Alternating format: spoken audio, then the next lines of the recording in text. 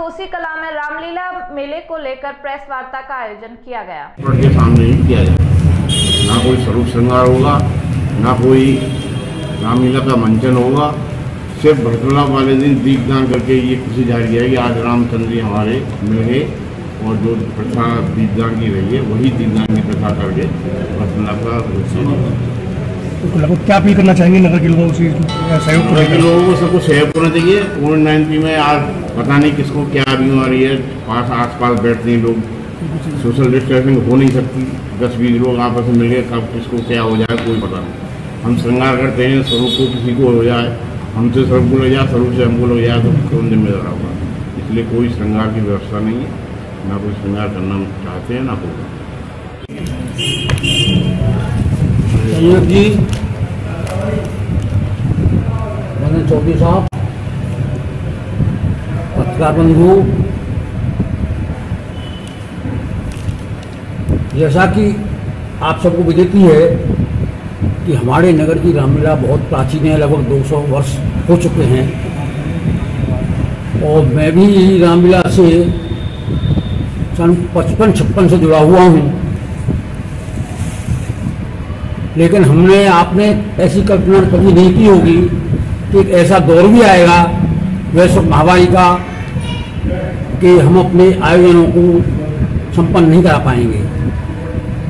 रामलीला ही नहीं, हमारे देश में अन्य जितने भी अन्य धर्मों के जो भी धार्मिक आयोजन होते रहे हैं वो भी इस बार नहीं हो पाए हैं। रामलीला तो दूर, यहाँ पूर्व कार्यकारिणी का कार्यकाल भी 2 वर्ष का था, वो पूर्ण हो चुका। इसी महामारी के कारण वो चुनाव भी संपन्न नहीं हो पाए और पुरानी कार्यकारिणी ने संयोग जी को अपना दायित्व सौंप करके अपने कार्यभार से मुक्त हो गई।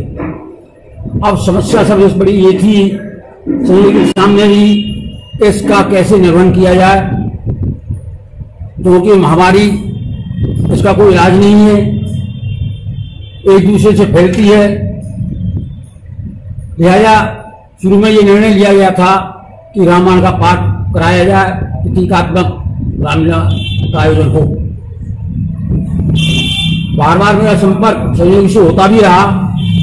मैंने आपको आश्वस्त भी किया कि यदि आपको कोई दिक्कत ना आए, गाइडलाइन में छूट मिलती है तो 5 अक्टूबर तक भी यदि आपको ये ऐसा लगता है कि सरकारी गाइडलाइन में छूट मिल गई है और हम रामलीला कर सकते हैं तो आप निसंकोच मेरी ओर से बिल्कुल आप तैयार रहना।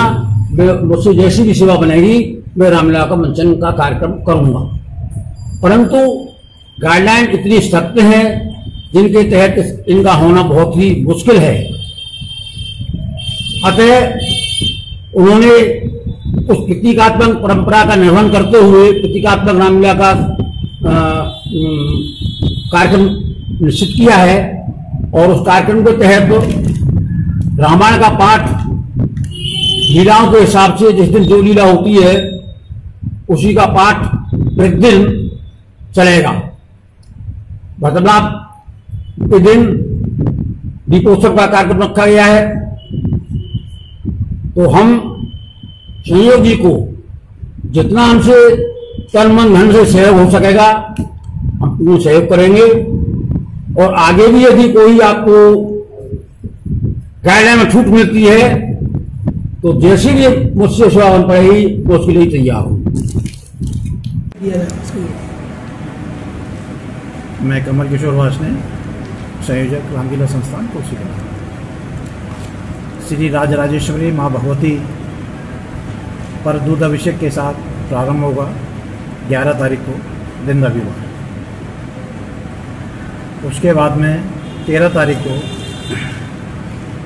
झंडा पूजन भरतलाल चौक पर होगा, जो कि कच्ची मंडी में रामलीला संस्थान की धर्मशाला है वो भी, और पिछले साल खाली हुई है, जिसमें प्राचीन काल से पहले से ही रामलीला की सवारी निकलती रही है। और इस बार शुभारंभ वहीं से होगा ध्वजारोहण का, जो मेन बाजार से होते हुए भरतलाल चौक पर पहुँचेंगे। उसके बाद में 15 तारीख को राम भवन रामलीला धर्मशाला तालाब साहिब पर रामायण का पाठ बैठेगा, जो 27 तारीख को समापन होगा। 27 तारीख को भरत मिलाप जो होता रहा है इस बार नहीं होगा, और भरत मिलाप चौक पर लाइटिंग की जाएगी, टी वर्कशॉप का कार्यक्रम रखा जाएगा, वो तालाब पर भी होगा और भरत मिलाप चौक पर भी होगा।